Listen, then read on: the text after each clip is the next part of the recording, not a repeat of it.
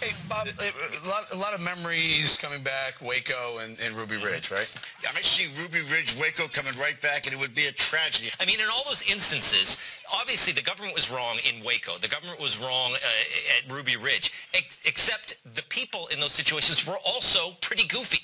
So what the government should do is just back off. I'll be honest, we saw what happened at Waco and the Branch Davidians. I'm concerned we have exclusive details on what some say may become the next Ruby Ridge or Waco Davidian compound issue. Some say a potential Waco or Ruby Ridge is about to unfold.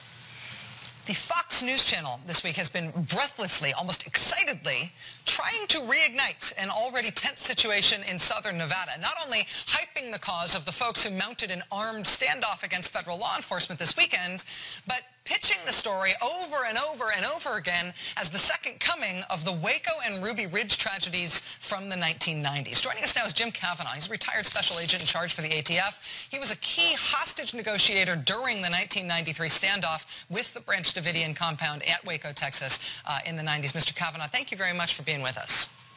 Thanks, Rachel. I thought of you when watching that Fox coverage and realizing that they were bringing it back to Waco, and specifically to Ruby Ridge as well, over and over and over again. I just have to ask, as somebody who was there and involved in that response, do you think there's any level at which it is appropriate to compare what's happening right now to what you went through at Waco? Well, I think only in the minds of the radical right, you know, where they can see a violent conflict with government authority and government agents, and then they can turn it into a cause célèbre to strengthen their movement. You know, this movement's not new. We dealt with them in the 70s, you know, post-civil rights era in the South. We dealt with them when they were the Posse Comitatus. We dealt with them when they bled over with the Klan. But in the 90s, they became more galvanized right after the Ruby Ridge event. And, you know, that involved a man who failed to report for a court hearing on a gun charge. And the ensuing tragedy occurred, as you described. And mistakes, certainly on both sides, but, you know, failure to report in a nation of laws to court to address the charge. And that's what we had. But right after that, there was a seminal event, Rachel, was in Estes Park, Colorado, where the radical right, the real deep movers in the radical right met and had a summit meeting, you know, kind of like the mob had in Appalachia, New York in the 50s. And out of that summit meeting really came the new and improved radical militia paramilitary activities of the 90s.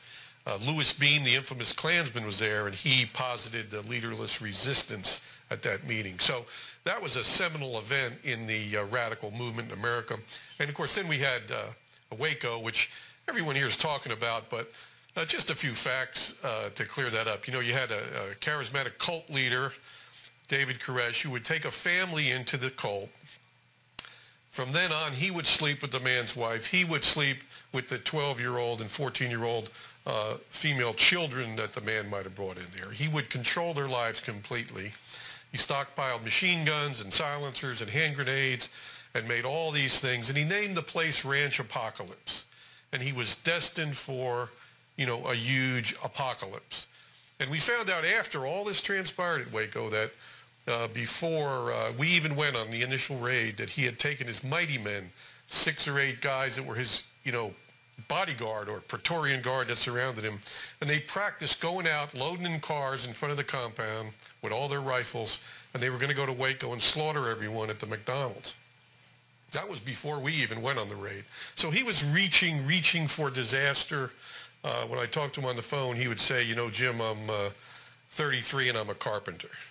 He wouldn't say he was Jesus, but he would say things like this. So it's a much different event. So to call that in on a rancher who's you know, obstructing the court order in Nevada, it's not the same thing. Only in the minds of radical extremists who want the confrontation. In terms of that you called that seminal event, that meeting that happened in Colorado, am I right when I hear you saying that was essentially after Ruby Ridge? It was sort of, they used that as a galvanizing event to try to bring together disparate strands of the right? Yes, it was a very, very important event because for all the years leading up to that, we would bust these conspiracies that were hatched really in the back rooms. I mean, we would have an informant in the Klan. When they would plot a bombing, it'd be 6 or 7 Klansmen, maybe some Nazis in there. They would plot a bombing, and we would have someone in there wired. We would bust it up.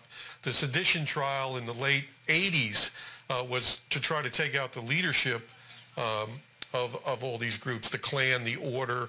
They killed the Jewish talk show host Alan Berg in Denver with a machine gun.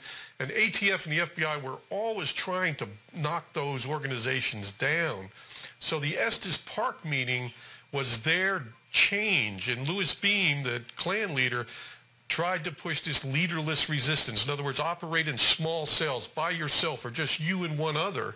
And in fact, that's what Terry Nichols and McVeigh did at Oklahoma City. Yeah. They operated as two.